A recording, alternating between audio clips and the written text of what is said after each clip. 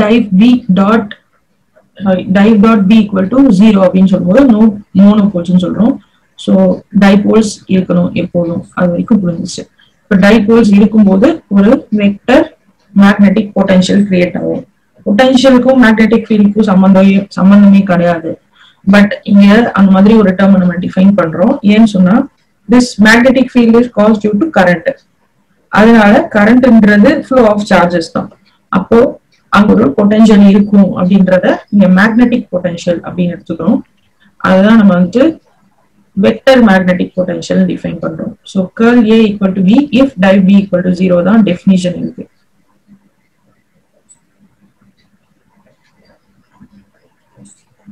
அப்புறம் Stokes theorem, அங்க divergence theorem பார்த்தோம். If you remember divergence theorem வந்து சர்ஃபேஸ் இன்டகிரேஷனையும் வால்யூம் இன்டகிரேஷனையும் ரிலேட் பண்ணுச்சு, R wise versa.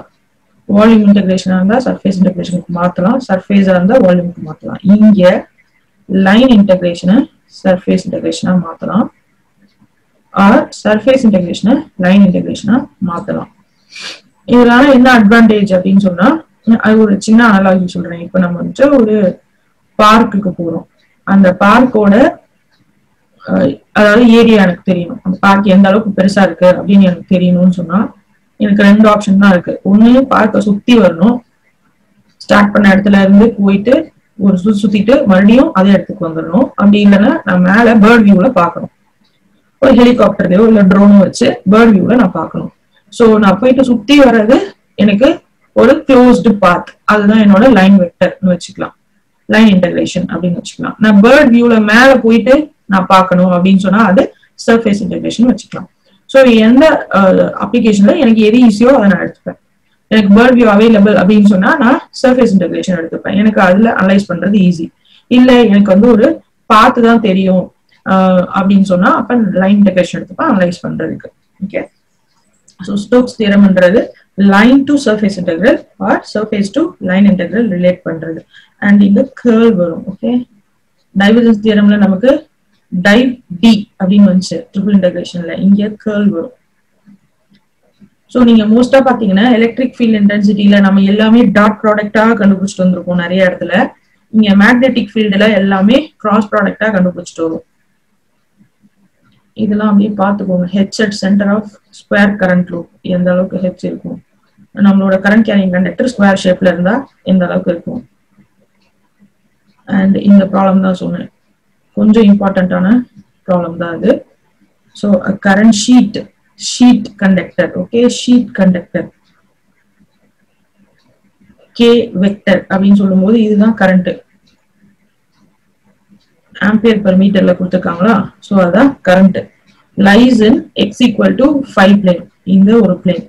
And a second sheet X equal to -5 plane. So இங்க பக்கத்துல X equal to -5 போட்டிருக்கேன். Find H vector at all points. இந்த மாதிரி all points அப்படின்னு கேட்கறாங்க. இந்த ஷீட்டுக்கு நடுவுல ரெண்டு ஷீட் கொடுத்துட்டான், அதனால ரெண்டு ஷீட்டுக்கு நடுவுல எப்படி இருக்கும், இந்த ஷீட்டுக்கு இந்த சைடு எப்படி இருக்கும், இந்த ஷீட்டுக்கு இந்த சைடு எப்படி இருக்கும், அதுதான் கேட்கறாங்க மீனிங். ஓகே, ஸோ ரெண்டு கே வெக்டர் எழுதியிருக்கேன். இதோட கே வெக்டர் வந்து AZ டைரக்ஷன்ல கொடுத்துருக்கான், இதோட கே வெக்டர் -AZ டைரக்ஷன்ல கொடுத்துருக்கான். ஸோ எனக்கு கரண்ட் எப்படி ஃப்ளோ ஆகுது அப்படின்றத நான் இதை வச்சுதான் கெஸ் பண்ணணும். ஓகேவா, நான் இங்க ஒரு ரெஃபரன்ஸ் டைரக்ஷன் எடுத்திருக்கேன். ஸோ எக்ஸ் ஒய் இசட்னு ரெஃபரன்ஸ் டைரக்ஷன் எடுத்திருக்கேன். இதை எக்ஸ்னு வச்சிருக்கேன். ஏன்னு சொன்னா அவன் எக்ஸ்பிளைன்ல தான் இருக்குன்னு கொடுத்துருக்கான் இல்லையா, அதனால எக்ஸ்னு வச்சிருக்கேன். இப்போ இது x = 0, இது x = 5, x = -5. இப்போ h at all points எப்படி இருக்கும், எனக்கு இது ரெண்டுத்துக்கு நடுவுல இதோட அடிஷன் இருக்கும். இந்த சைடு இந்த k ஃபீல்டு, இந்த h1 இருக்கும், இந்த சைடு h2 இருக்கும். ஸோ இது எப்படி அப்ளை பண்ணணும்னு தம்ப் ரூல் வச்சுதான் அப்ளை பண்ணணும். கரண்ட் இந்த டைரக்ஷன்ல போகுது, AZ டைரக்ஷன்ல போகுது அப்படின்னு சொன்னா தம்பு மேல வச்சுட்டு உங்க கையில ஒரு ஷீட் ஹோல்ட் ஆயிருக்க மாதிரி நீங்க கெஸ் பண்ணிக்கணும். ஓகே, அப்ப நீங்க டைரக்ஷன் கண்டுபிடிச்சீங்க அப்படின்னு சொன்னா உங்களுக்கு -AX டைரக்ஷன்ல வரும். H1 ஓட ஃபீல்டு -AX டைரக்ஷன்ல வரும். ஸோ AZ கொடுத்துருக்காங்க. இப்போ உங்களுக்கு கிடைக்கிறது AZன்னு சொல்லிட்டு இருக்கோம், -AX டைரக்ஷன்ல இருக்கும். அப்ப கிராஸ் ப்ராடக்ட் எடுக்கும்போது எப்படி எடுக்கணும்னு இது ஃபர்ஸ்ட் கிளாஸ்ல சொன்னேன். சைக்கிளிக்கா எடுத்தா, அதாவது x × y எடுத்தா z வரும். y into z எடுத்தா x வரும். Okay, so x into y z அப்படின்னு சொல்லும்போது அடுத்தது y into z x, z into x எடுத்தா y வரணும். so z into x எடுத்தா எனக்கு y வரணும். அண்ட் இந்த மைனஸ் சைன் இங்க இருக்கு, அதனால மைனஸ் போட்டுட்டேன். அடுத்து H2, அதாவது இந்த கண்டக்டர்ல கரண்ட் கீழே போயிட்டு இருக்கு. அப்ப நீங்க தம்ஸ் டவுன்ல ஹோல்டு பண்ணீங்க அந்த ஷீட்டை. தம்ஸ் டவுன்ல ஹோல்டு பண்ணும்போது நான் சொல்லும் போது நீங்க அப்படியே பண்ணி பார்க்கணும், அப்பதான் உங்களுக்கு புரியும். தம்ஸ் டவுன்ல ஹோல்டு பண்ணும்போது உங்களோட ஃபிங்கர்ஸ் எப்படி பாயிண்ட் அவுட் ஆயிட்டு இருக்குன்னு AX டைரக்ஷன்ல பாயிண்ட் அவுட் ஆயிட்டு இருக்கும். ஓகே, எனக்கு அப்படிதான் வருது, உங்களுக்கும் அப்படிதான் வரணும் ஆக்சுவலா. சோ இங்க AZ கிராஸ் AX போடுவோம். அப்ப AY தான் இங்க வரும். இங்க மைனஸ் ஆல்ரெடி கொடுத்துருக்காங்கல்ல, இதோட கரண்ட்ல இங்க மைனஸ் கொடுத்துருக்காங்கல்ல, இந்த மைனஸ் அப்படியே போட்டிருக்காங்கல்ல, -10AY வந்துருச்சு. இப்ப பாத்தீங்கன்னா ரெண்டுமே -10AY -10AY அப்படின்னு இருக்கு. அப்படின்னா ரெண்டுமே ஒரே டைரக்ஷன்ல இருக்குன்றதுதான் மீனிங். எங்க in between x equal to -5 and 5. so in between the same -AY directionல இருக்குது. இங்க y நான் காட்டல இந்த டயகிராம்ல, it's just a imaginary axis. இந்த பேப்பர் விட்டு வெளில வர மாதிரி இருக்கும் y direction, ரைட்டா? அப்ப ரெண்டுமே என்ன ஆகும், -10AY in between -5 and 5. 0 elsewhere. so மீதி எல்லா இடத்துலயும் 0ன்ற ஃபீல்ட் இருக்கும். ஒரு வாட்டி பொறுமையா பாருங்க ப்ராப்ளம். ஓகே, இப்போ இதுக்கு முன்ன பார்த்ததெல்லாம் உங்களோட விருப்பம், படிக்கிறது படிக்காது. பட் ஃபோர்ஸ் அண்ட் டார்க் மட்டும் படிச்சுக்கோங்க. மேக்னெட்டிக் ஃபீல்டுல ஃபோர்ஸ் அண்ட் டார்க் மட்டும் கண்டிப்பா படிச்சுக்கோங்க. ஏன் இது ரொம்ப இம்பார்ட்டன்ட் அப்படின்னு சொன்னா, இதுதான் நம்மளோட மிஷின்ஸோட பிரின்சிபலே இங்கதான் நமக்கு ஸ்டார்ட் ஆகுது. ஸோ எப்படி எப்படி ஸ்டார்ட் பண்ணிட்டு போறோம், ஸ்டார்ட் பண்ணி என் பண்றோம்ன்றத பாத்துக்கோங்க. Force on charged particle first சொல்றோம், டிஃபைன் பண்றோம். அதாவது ஒரு பார்ட்டிகல், ஒரு சார்ஜ் இருக்கு, Qன்ற ஒரு சார்ஜ். ஓகே, அது வந்து experiences force at right angles to it's velocity. இதான் பை டெஃபினிஷன் வச்சுக்கோங்க. So F is equal to Q into V cross B வெக்டர்னு இதை டிஃபைன் பண்றோம். இது வந்துட்டு அனலாகஸ் டு ஸ்டாட்டிக் சார்ஜ். ஸ்டாட்டிக்கா இருக்கும்போது நம்மளோட சார்ஜ் ஸ்டாட்டிக்கா இருக்கும்போது F equal to Q into E வெக்டர்னு சொன்னோம். ஓகே, அங்க நம்ம ஸ்டார்ட் பண்ணதே ஃபோர்ஸ், கூலும்ஸ் லால இருந்து ஸ்டார்ட் பண்ணோம். இங்க இப்பதான் நம்ம ஃபோர்ஸ் பாக்குறோம். ஸோ ஃபோர்ஸ் ஆன கரண்ட் கேரியிங் கண்டக்டர் தான் நம்ம பார்க்கணும். அதுக்கு எங்க இருந்து ஸ்டார்ட் பண்றோம்னா ஒரு பார்ட்டிகல், ஒரு சார்ஜ் பார்ட்டிகல் இருந்து ஸ்டார்ட் பண்றோம். ஸோ சார்ஜ் பார்ட்டிகல் வைப்ரேஷன்ல இருக்கும், அதோட வெலாசிட்டி v எடுத்துக்கணும். So F vector equal to Q V vector cross B vector. Deviation போலாம் போகாதீங்க, ஜஸ்ட் இதை மட்டும் பார்த்துக்கோங்க. And electric field and magnetic field combine பண்ணா, அதாவது ஸ்டாட்டிக்காவும் இருக்கு, அதே டைம்ல அந்த ஸ்டாட்டிக் சார்ஜ் நம்ம ஃபீல்ட் அப்ளை பண்ண உடனே ஃப்ளோ ஆகுது அப்படின்னு சொன்னா ரெண்டு ஃபோர்ஸுமே இருக்கும். ஸ்டாட்டிக் சார்ஜ் மேல இருக்கிற ஃபோர்ஸும் இருக்கும், இப்ப மூவ் ஆயிட்டு இருக்க சார்ஜ் மேல இருக்கிற ஃபோர்ஸும் இருக்கும். அததான் லாரன்ஸ் ஃபோர்ஸ் ஈக்குவேஷன் சொல்றோம். Very very important. நிறைய இதுல இது வந்து கேட்பாங்க, லாரன்ஸ் ஃபோர்ஸ் ஈக்குவேஷன் என்ன அப்படின்னு சொல்லிட்டு. ஸோ இதுதான் லாரன்ஸ் ஃபோர்ஸ் ஈக்குவேஷன். இது அப்படியே கரண்ட் எலமெண்ட்டுக்கு கொண்டு போறோம். ஸோ டிஎஃப்னு போட்டிருக்கோம், டிக்யூன்னு போட்டிருக்கோம், பி கிராஸ் பின்னு எடுத்திருக்கோம். ஓகே, இந்த கரண்ட் எலமெண்ட் என்ன, ஒரு லாங் கண்டக்டர், ஒரு சின்ன எலமெண்ட். அது அப்படியே ஃபுல் கண்டக்டர் லென்த் எல் இருக்க கண்டக்டருக்கு மாத்தினா இந்த ஃபார்முலா நமக்கு வரும். எப்படின்னா just divide and multiply by dt, dq by dt ஐன்னு போடலாமா, rate of change of charge ஐன்னு போடலாம். அண்ட் மல்டிப்ளை பை டிடி சொன்னா இல்லையா, so v into dt, v into dt, v velocity, velocity into time வந்து டிஸ்பிளேஸ்மெண்ட், டிஸ்பிளேஸ்மெண்ட் dl அப்படின்னு சொல்லலாம். So I dl cross b vector or in general F equal to dil sin theta. Okay, இதுவும் important formula தான், பில்னு படிச்சிருப்போம். So ஒரு கண்டக்டர்ல current இருக்கு, அந்த கண்டக்டரை சுத்தி ஒரு ஃபீல்டு இருக்கு, அந்த கண்டக்டர் எல்ன்ற லென்த்ல இருக்கு. அப்ப எஃப்ன்ற ஃபோர்ஸ் இந்த கண்டக்டர்ல ஆக்ட் ஆகும், ஆர் இந்த கண்டக்டர் வந்து ப்ரொடியூஸ் பண்ணும். ஓகே, இப்போ இதை 2 parallel கண்டக்டர்ஸ்க்கு அப்படியே கொண்டு போறோம். ஸோ 2 parallel கண்டக்டர்ல எப்படி இருக்கும், இது ரொம்ப இம்பார்ட்டன்ட் கொஸ்டின். நிறைய எக்ஸாம்ல இது வந்து கேட்பாங்க. ஸோ பாத்தீங்கன்னா 2 கண்டக்டரை பக்கத்துல வச்சிருக்கேன். ஃபர்ஸ்ட் கேஸ்ல கரண்ட் சேம் டைரக்ஷன்ல வச்சிருக்கேன், செகண்ட் கேஸ்ல கரண்ட் ஆப்போசிட் டைரக்ஷன்ல வச்சிருக்கேன். ஸோ இதோட ஃபீல்டு எப்படி இருக்கும், ஆர் இது ரெண்டுத்துக்கும் இடையில ஒரு ஃபோர்ஸ் கிரியேட் ஆகும் இல்லையா, அந்த ஃபோர்ஸ் இந்த ரெண்டு கண்டக்டரை என்ன பண்ணும் அப்படின்றதான் அது. இப்போ கரண்ட் சேம் டைரக்ஷன்ல இருக்கும்போது தம்ப் ரூல் அப்ளை பண்ணுங்க.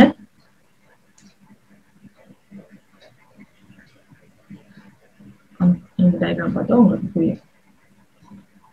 ஸோ சேம் டைரக்ஷன்ல இருக்கும்போது தம்ப் ரூல் அப்ளை பண்ணா நம்மளோட V இப்படி இருக்கு, ரெண்டுத்துலயும் V இப்படி இருக்கு, B1 B2. ஓகே, அடுத்தது டிஃப்ரெண்ட் டைரக்ஷன் ஆப்போசிட் டைரக்ஷன்ல இருக்கும்போது B1 B2 எப்படி இருக்குன்னு பார்த்துக்கோங்க.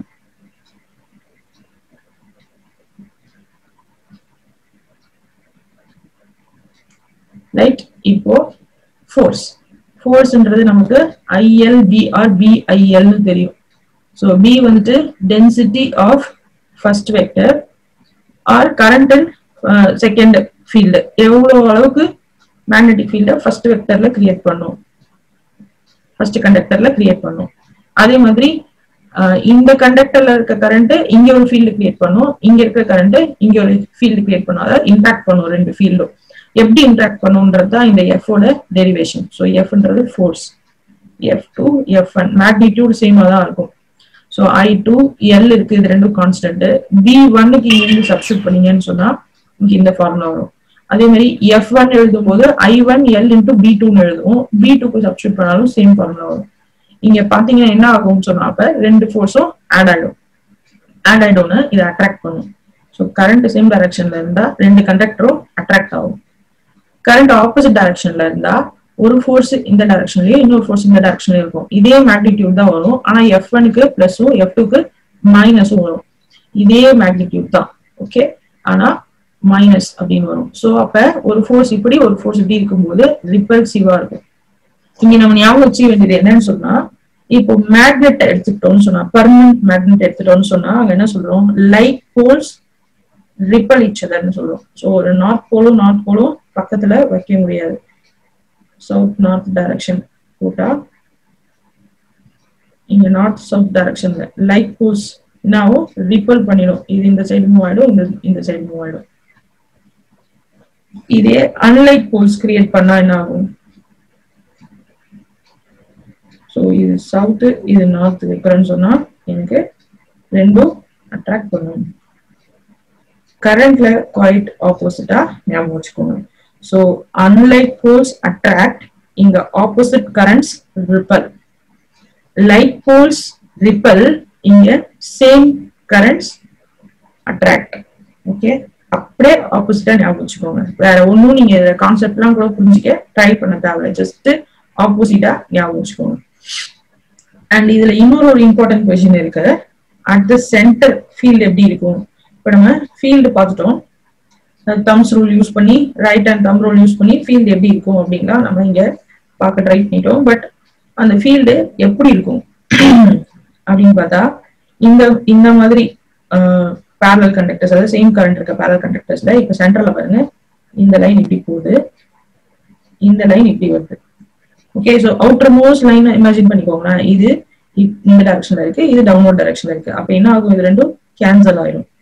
அப்ப சென்டர்ல ஃபீல்டு வந்து 0 இருக்கும் ஃபார் கேஸ் 1. சேம் டைரக்ஷன்ல கரண்ட் இருந்தா சென்டர்ல ஃபீல்டு வந்து 0 இருக்கும், டோட்டல் ஃபீல்டு. ஓகே, இப்போ ஆப்போசிட் டைரக்ஷன்ல இருக்கும்போது தம்ப் ரூல் யூஸ் பண்ணும்போது இது வந்து அவுட்டர் மோஸ்ட் ரிங்னு வச்சுக்கலாம். இங்க டைரக்ஷன் எப்படி இருக்கு, இந்த டைரக்ஷன் இப்படி இருக்கு. அப்ப ரெண்டுமே சேம் டைரக்ஷன்ல இருக்கும்போது இந்த இடத்துல என்ன ஆகுது, ஆட் ஆயிடுது, டபுள் ஆயிடும் ஆர் ஆட் ஆயிடும். எதுல, ஆப்போசிட் கரண்ட்ஸ் இருக்கும்போது. ஓகே, சோ நீங்க 3 பாயிண்ட் இதுல ரிமெம்பர் பண்ணணும். கரண்ட் என்ன டைரக்ஷன்ல இருக்கு, ஃபோர்ஸ் எப்படி இருக்கு, சேம் கரண்டா இருந்தா ஃபோர்ஸ் அட்ராக்டிவா இருக்கும், ஆப்போசிட் கரண்டா இருந்தா ஃபோர்ஸ் ரிப்பல்சிவா இருக்கும். தேர்ட் பாயிண்ட், ஃபீல்டு எப்படி இருக்கும், எங்க சென்டர்ல. ஓகே, சென்டர்ல மட்டும். சோ சேம் கரண்டா இருந்தா ஃபீல்டு சென்டர்ல கேன்சல் ஆயிடும். இங்க ஃபீல்டு கேன்சல் ஆகும்போது தான் இங்க அட்ராக்ஷன் நடக்குது. இங்க ஃபீல்டு ஆட் ஆயிடும். சோ இதுவும் ஸ்ட்ராங்கா ஒரு ஃபீல்டு டிபிக்ட் பண்ணும், இதுவும் ஸ்ட்ராங்கா ஒரு ஃபீல்டு டிபிக்ட் பண்ணும். அதனால ரெண்டு கண்டக்டரும் ஒண்ணு தள்ளி விட்டுரும். ஓகேவா, சோ இது வந்து ரிப்பல் ஆயிடும். இந்த 3 பாயிண்ட் இதுல ஞாபகம் வச்சுக்கோங்க. இது எது, parallel conductors. சோ அதுல இருந்துதான் இந்த கான்செப்ட், அதாவது ஒரு லூப் இல்லைன்னா காயில். ஸோ இப்போ நம்ம 2 கண்டக்டர் பார்த்தோம். இதுல 4 கண்டக்டர் ஸ்கொயர் ஷேப்ல இருக்கிறது பார்க்குறோம். ஸோ 4 கண்டக்டர் இருக்கும்போது எப்படி இருக்கும் ஃபோர்ஸ்? ஸோ பார்த்தபடிக்கு அப்படியே நம்ம இதுல பார்த்தோம்னா ஏபில இந்த டைரக்ஷன்ல இருக்கு கரண்ட், சிடில டவுன்வர்ட் டைரக்ஷன்ல நாம எடுத்திருக்கோம். இப்ப ரெண்டுலயும் கரண்ட் ஆப்போசிட் டைரக்ஷன்ல இருக்கு. கரண்ட் ஆப்போசிட்ல இருந்தா ஃபோர்ஸ் என்ன பண்ணும்? ரிப்பல் பண்ணும்னு சொன்னோம். ஓகே, ஸோ இதோட ஃபோர்ஸ் இங்க டவுன்வர்ட் டைரக்ஷன்ல கண்டுபிடிச்சிருக்கோம், இதோட ஃபோர்ஸ் அப்வர்ட் டைரக்ஷன்ல கண்டுபிடிச்சிருக்கோம். அதெல்லாம் நீங்க இங்க பாத்துக்கலாம். ஸோ ஏபி இந்த கண்டக்டர்ல இருக்க force AZ direction, sorry minus AZ direction, அப்ப கீழே போட்டிருக்கோம். சிடி இந்த கண்டக்டர்ல இருக்க ஃபோர்ஸ் ஏஇசட் டைரக்ஷன், ஸோ மேல போட்டிருக்கோம். பட் இந்த 2 கண்டக்டரும் என்ன ஆகும்? பிசி அண்ட் பிஏ என்ன ஆகும் அப்படின்னு அனலைஸ் பண்ணா 0 ஆயிடும். ஏன்னா ஃபீல்டு இப்படி இருக்கு. ஓகே, ஃபீல்டுக்கு பேரலா கரண்ட் ஃப்ளோ ஆயிட்டு இருக்கு. ஸோ ஏ வெக்டர், இதுவும் A vector, A Y vector, A Y vector, same வெக்டருக்கு கிராஸ் ப்ராடக்ட் எடுக்கும்போது 0 ஆயிடும். அப்ப இந்த கண்டக்டரும் நமக்கு ஃபோர்ஸ் இருக்காது. பட் இது என்ன ஆயிட்டு இருக்கு? இது கீழே பிடிச்சி இழுக்குது, இது மேல பிடிச்சி இழுக்குது. அப்ப என்ன பண்ணும்? ஒரு கட்டத்துல டேர்ன் ஆக ஆரம்பிக்குமா? அதுதான் நம்ம டார்க்னு சொல்றோம், ஆர் ரொட்டேட்டிங் ஃபீல்டுன்னு சொல்றோம். Torque or rotating field, rotate பண்ண ஆரம்பிச்சிடும். இதுதான் நம்ம principle of DC motor. Force எப்படி ஆக்ட் ஆகுது அப்படின்றத அனலைஸ் பண்ணா நமக்கு அது டேர்ன் ஆகுறது நல்லாவே தெரியும். ஸோ இதான் பார்த்துட்டு இருக்கோம். ஒரு ஸ்கொயர் ஷேப்ல நமக்கு லூப் இருந்தா ஒரு கண்டக்டர்ல டவுன்வர்ட் டைரக்ஷன் இருக்கும், ஒரு கண்டக்டர்ல அப்வர்ட் டைரக்ஷன் இருக்கும். இதுல ஆனா நீங்க ரிமெம்பர் பண்ண வேண்டியது என்னன்னு சொன்னா ஃபீல்டோட டைரக்ஷனை கண்டிப்பா ரிமெம்பர் பண்ணணும். ஸோ ஃபீல்டு பாருங்க எப்படி போட்டிருக்கோம்? பி வெக்டர் இப்படி போட்டிருக்கோம், மேக்னெட்டிக் ஃபீல்டு. ஓகே, அப்ப என்ன ஆகும்? ஒரு கட்டத்துல எனக்கு கீழே ஒரு ஃபீல்டு, மேல ஒரு ஃபீல்டு, இது அப்படியே சுத்த ஆரம்பிச்சிடும். இதுதான் நான் turning effect of a coil in magnetic fieldன்னு சொல்றேன். ஓகே, அப்ப இந்த கரண்ட்னால ஏற்படக்கூடிய ஃபீல்டை இப்ப நான் பெர்மனன்ட் மேக்னெட் போட்டு ரீப்ளேஸ் பண்ணியிருக்கேன். பெர்மனன்ட் மேக்னெட் போட்டும் நான் ஃபீல்டு அதே ஃபீல்டு கிரியேட் பண்ண முடியும் இல்லையா? ஸோ அதை தான் நான் இங்க பண்ணியிருக்கேன். அப்படி பண்ணும்போது எனக்கு டிசி மோட்டரோட பிரின்சிபல் கிடைக்குது. டிசி மோட்டர்ல இதான பண்றோம், நம்ம போல்ஸ் எலக்ட்ரோ மேக்னெட்ஸ் வச்சிருக்கோம். அந்த எலக்ட்ரோ மேக்னெட்ஸ் நடுவுல ஃபீல்டு இருக்குது. அந்த ஃபீல்டுல காயில பிளேஸ் பண்ணிட்டு அந்த காயிலுக்கு நம்ம கரண்ட் பாஸ் பண்ணும்போது இந்த காயில் சுத்த ஆரம்பிக்குது. Simple principal.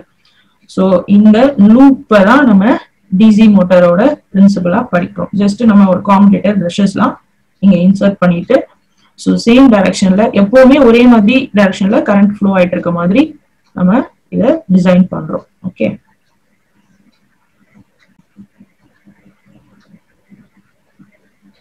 அண்ட் அந்த டார்க்கோட ஃபைனல் வேல்யூ தான் இது. இதெல்லாம் என்னன்னு பார்த்துக்கோங்க. Finally inductance and magnetic circuits.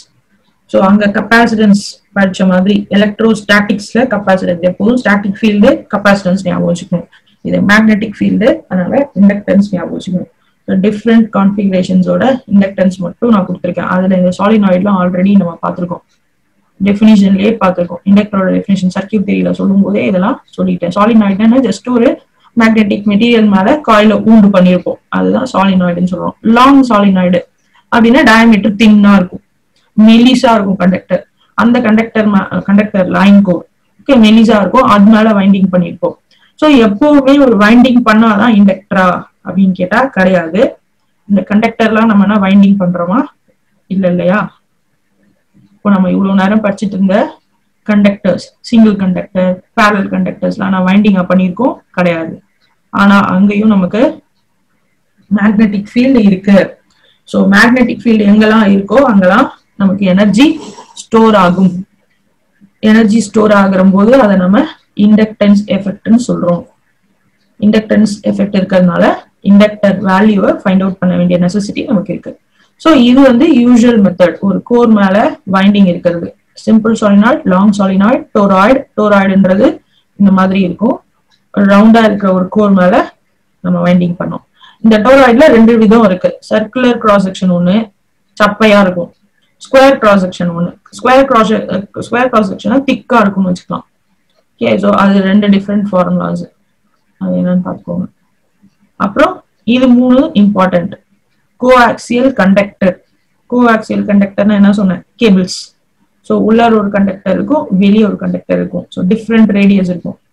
So பாருங்க, ஹென்ரி பர் மீட்டர்ல மெஷர் பண்றோம், எல் பை எல்னு போட்டிருக்கேன்.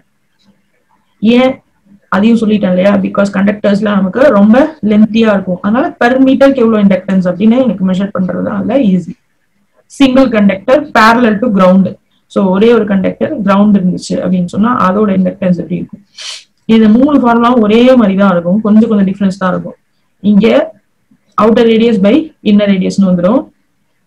இங்க அவுட்டர் ரேடியஸ்க்கு பதிலா distance between the conductor and imaginary conductor, method of images தான் இங்கேயும். இது ஒரு கண்டக்டர்ன்றதுனால கீழே நம்ம இமேஜின் பண்ணிக்கணும் இன்னொரு கண்டக்டர். சப்போஸ் இது கரண்ட் இப்படி எடுத்துட்டு போகுது அப்படின்னு சொன்னா இன்னொரு கண்டக்டர் கரண்ட் எப்படி எடுத்துட்டு வருது அப்படின்னு மெத்தட் ஆஃப் இமேஜஸ் அப்ளை பண்ணி இதை ஃபைண்ட் அவுட் பண்ணுவோம். ஸோ டின்றது distance between the actual conductor and the imaginary conductor. Parallel conductors போது ஆக்சுவலா அதுவே 2 கண்டக்டர் இருக்கும். அப்ப டின்றது distance between both the conductors. Okay, இங்க ஆனா இங்க டிவைட் பை 2 வரும், இங்க டிவைட் பை 2 வராது. இங்க ஆக்சுவலா ஒன்னு தான் இருக்கறனால total field or total inductance divide by 2 வரும், இங்க 2 வராது. சின்ன சின்ன டிஃபரன்ஸ் தான் இருக்கும் இந்த 3 ஃபார்முலாக்கும். அதை கண்டிப்பா பாத்துக்கணும். இதெல்லாம் நம்ம பின்னாடி டிரான்ஸ்மிஷன் சிஸ்டம்ல யூஸ் பண்ண போறோம். ஓகே, சோ இதுல பாத்தீங்கன்னா மொத்தம் 7 கான்ஃபிகரேஷன் கொடுத்திருக்கேன். அதுல ஃபர்ஸ்ட் 4 கான்ஃபிகரேஷன்லாம் ஹென்ரில எழுதினாலே போதும். இதுல வந்து ஃபைனைட் லென்த்தோ இல்ல ஃபைனைட் கிராஸ் செக்ஷனோ இருக்கிறது. கடைசியா இருக்கிற இந்த 3 configuration henry per metre. Henry per metre ப்ராப்ளமே கேட்டாலும் டைரக்ட் ப்ராப்ளம் தான் கேட்பாங்க. யூனிட் வந்து ஹென்ரி பர் மீட்டர் தான் கொடுத்திருப்பாங்க. ஸோ நீங்க இல்ல ஃபார் சம் 20 கிலோமீட்டர் லைனுக்கு கேட்கறாங்க அப்படின்னு சொன்னா ஃபர்ஸ்ட் இதை ஃபைண்ட் அவுட் பண்ணிட்டு இன்டூ 20 பண்ணுங்க. ஓகே, ஏன்னா நம்ம ஃபைண்ட் அவுட் பண்றது பெர் மீட்டருக்கு ஃபைண்ட் அவுட் பண்ணிட்டு இருக்கோம். ஸோ 20 கிலோமீட்டர் லைன் கேட்கறாங்கன்னு சொன்னா இன்டூ 20 பண்ணா நமக்கு இண்டக்டன்ஸ் கிடைச்சிடும். ஃபைனா?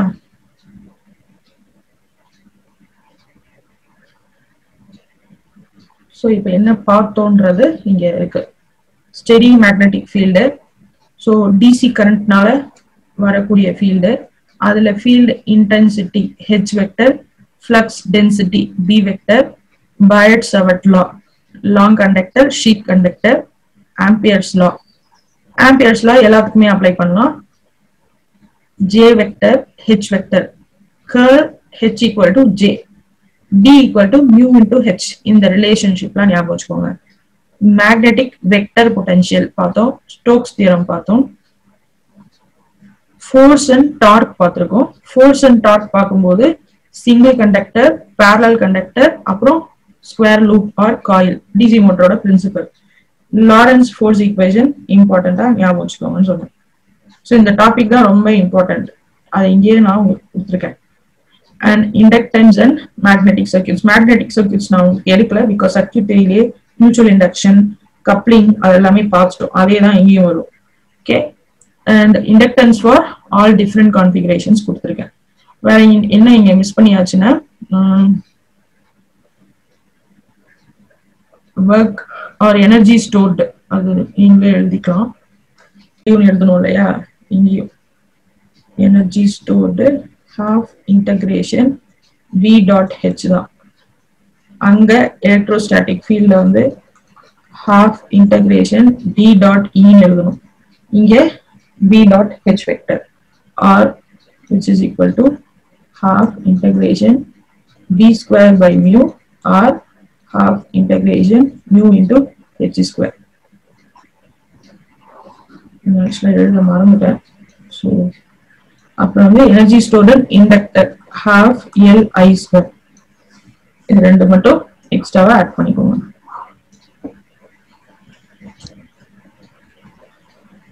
சோ எனர்ஜி ஸ்டோர் பண்றதுக்கு நம்ம ஒரு டிவைஸ் இண்டக்டர்னு சொல்றோம். அது எவ்வளவு எனர்ஜி ஸ்டோர் பண்ண நமக்கு தெரியணும் இல்லையா. அங்க half C square னு பார்த்தோம், இங்க half L I square அவ்வளவுதான்.